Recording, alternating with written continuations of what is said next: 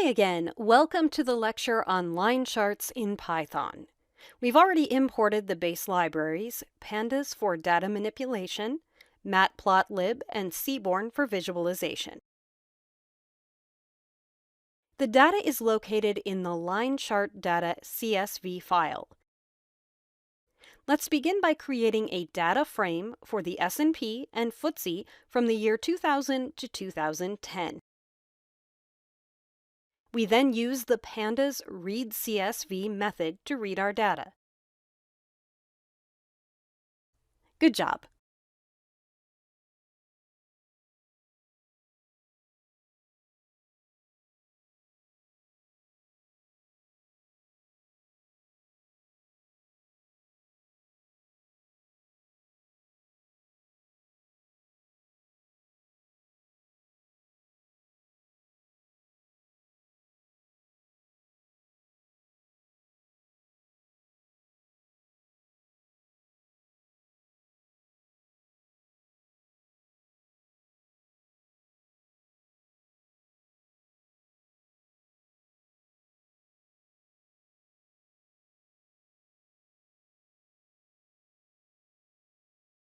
Must address. Our date column contains values, showing the dates on which we've cataloged the stock market returns. However, they are not in date type format, and at the moment are regarded as simple strings. When working with time series data, however, it's crucial to have dates in the correct format to avoid complications in analyzing and plotting.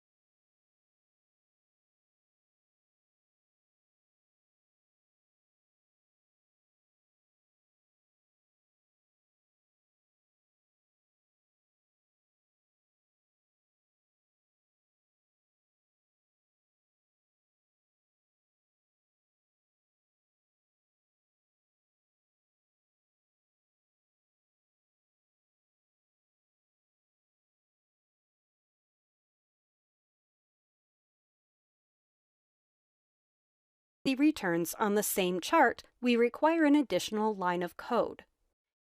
It will be very similar to the code for the S&P, so let's copy and paste that. The only difference here will be that on the y-axis, we must plot the FTSE returns. Good. We now have both lines charted and have thus created our multiple lines chart. Now it's time to address and resolve some formatting issues. First of all, it's next to impossible to gain any specific insight from this chart, as we have too many points on a small surface, so the lines are practically overlapping. Let's start fixing that by increasing the size of our plot. I'll go for a 20 by 8 figure. While we're at it, we can also label the chart properly, adding the title S&P and FTSE returns from 2000 to 2010. A font size of 14 and some bolding would also benefit the title. We shouldn't forget to also label the y-axis returns and the x-axis date. Finally, as we have two separate lines, we ought to add a legend for clarity. Let's save the label names as a list of strings.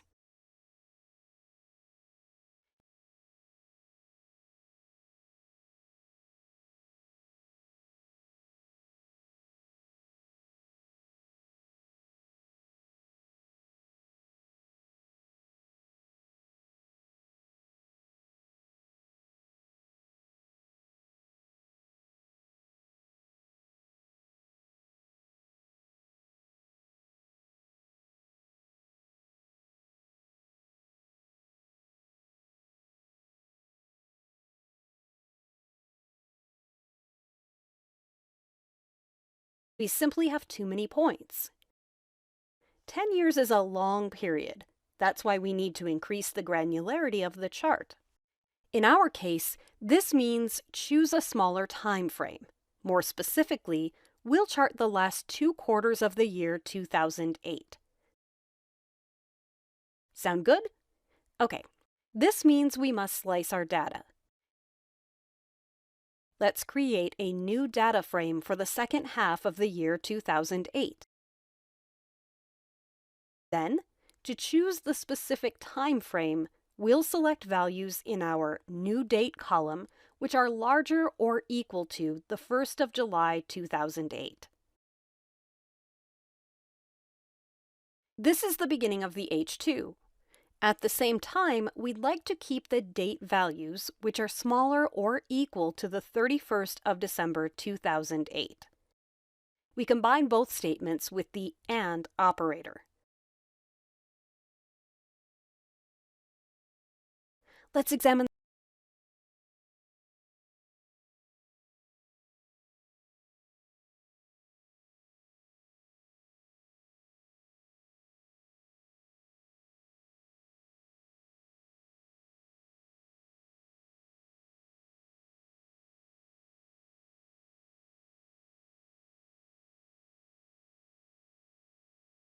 update our data frame to the newly obtained S&P FTSE data frame, which only contains values for the second half of 2008.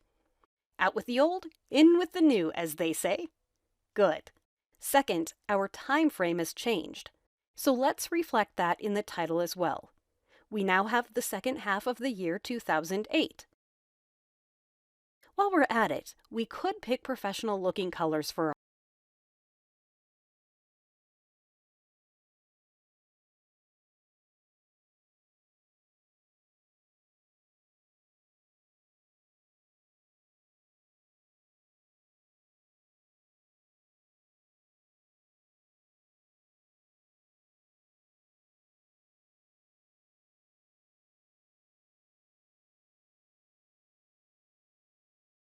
a new and improved chart. Now we can clearly distinguish between the lines and even observe some patterns within the data. But more on that in the interpretation lecture. Until then,